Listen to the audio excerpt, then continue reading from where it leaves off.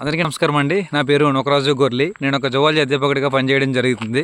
ప్రస్తుత సమాజంలో మనం చూస్తున్నాము, విద్యార్థులు ప్రాథమిక విద్య స్థాయి నుంచే, అంటే అది చిన్న వయసు నుంచే చాలా వరకు వైల్డ్గా బిహేవ్ చేయడము, తల్లిదండ్రులు ఉపాధ్యాయులు చెప్పినటువంటి మాటలు వినకపోవడము, ఓపిక సహనము నశించిపోవడము, చిన్న చిన్న భావోద్వేగాలను కూడా అదుపులో ఉంచుకోలేక వెంటనే ఎమోషన్లో ఏదో ఒక నిర్ణయాలు తీసుకోవడం మనం చూస్తూ ఉన్నాము.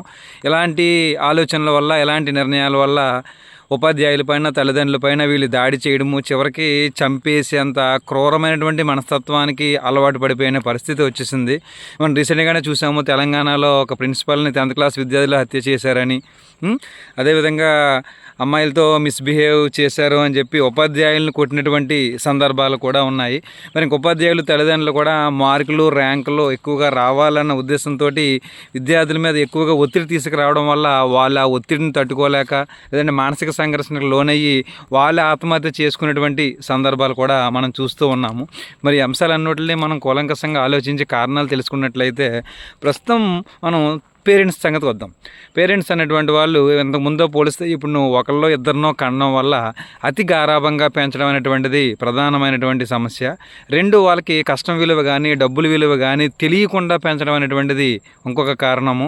ఇంకా ఆలోచిస్తే వాళ్ళ సౌకర్యాలు వాళ్ళు అడగలేనిది ఒకటి అడిగితే 10 ఇచ్చి ఎక్కువగా వాళ్ళకి కావాల్సినటువంటి బెనిఫిట్స్ ఇంకా ఎక్కువ శాతంలో ఇవ్వడం వల్ల వాళ్ళు మిస్యూజ్ చేసుకోవడము.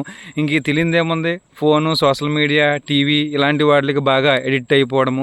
దానికి తోడు వైల్డ్ కంటెంట్గా ఉన్నటువంటి దాన్నే ఎక్కువగా హీరోయిజంగా చూపించడం వల్ల దానికి వాళ్ళు అట్రాక్ట్ అవ్వడము, అదేవిధంగా పక్క పిల్లలతో కంపేర్ చేయడము. దానితో విద్యార్థుల యొక్క ఆసక్తిని, ఇంట్రెస్ట్ని వీళ్ళు గుర్తించకుండా నువ్వు ఇలాగ అవ్వాలి, ఇదే అవ్వాలి ఖచ్చితంగా అని చెప్పి ప్రేరేపించడము. దాంతో మినిమం మారల్ వాల్యూస్ అన్నీ కూడా చెప్పకపోవడము తల్లిదండ్రుల వైపు నుంచి రాంగు. అదేవిధంగా ఉపాధ్యాయుల గురించి కూడా మనం చూసుకున్నట్లయితే, ప్రాథమిక స్థాయి నుంచే కాలేజీ లెవెల్ వరకు కూడా నైతిక విలువలు, మారల్ వాల్యూస్ అనేటువంటి కాన్సెప్ట్ ఉన్నప్పటికీ కూడా పాఠశాల, కాలేజీ స్థాయిలో వాటిని సక్రమంగా బోధించకపోవడం ఒక సమస్య. అదేవిధంగా వీళ్ళు ఎప్పుడు ర్యాంకులో మార్కులని ఒత్తిడి తేవడమే తప్పించి స్పోర్ట్స్ కానీ, యోగా, ధ్యానం గురించి ఎక్కువ ప్రైవేటు, కార్పొరేట్ వాటిల్లో వాళ్ళకి ప్రయారిటీ ఇవ్వకపోవడం వల్ల వాళ్ళు ప్రాబ్లం ఫేస్ చేయడం కానీ, ఒత్తిడిని తట్టుకోవడం కానీ, భావోద్వేగాలను అదుపులో ఉంచుకోవడం కానీ వాళ్ళు చేయలేకపోతున్నారు, కంట్రోల్ చేసుకోలేకపోతున్నారు.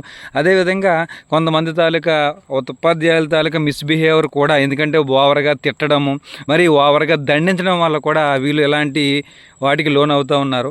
ఇంకా రాజకీయ నాయకులు, మీడియా సంగతి కూడా మనం చూసుకున్నట్లయితే, వాళ్ళు ఎప్పుడూ కూడా డబ్బులు వేసారా, లేకపోతే రీయింబర్స్మెంట్ వచ్చాయా లేదా అని అడగడమే తప్ప మారల్ వాల్యూస్ నేర్పుతున్నారా లేదా, ఎమోషన్ కంట్రోల్ నేర్పుతున్నారా లేదా, మరి దాంతోపాటు రాజ్యాంగ విధి చెప్తున్నారా, లేదంటే హెల్త్ ఎడ్యుకేషన్ గురించి ఏమైనా చెప్తున్నారా, ఫిజికల్ ఈవెంట్స్ అన్నీ కండక్ట్ చేస్తున్నారా, యోగా, ధ్యానం ఇలాంటి ఏమైనా చేస్తున్నారా అని చెప్పి వాళ్ళు కూడా సరైనటువంటి సూపర్విజన్తో పట్టించుకోకపోవడం వల్ల ఇలాంటి సమస్యలు ఇంకా ఎక్కువ అవుతున్నాయి. ఇదే కంటిన్యూ అయితే ఫ్యూచర్లో ఇంకా చాలా సమస్యలు వచ్చి ఇంకా క్రూరంగా తయారయ్యేటువంటి అవకాశం ఉంది.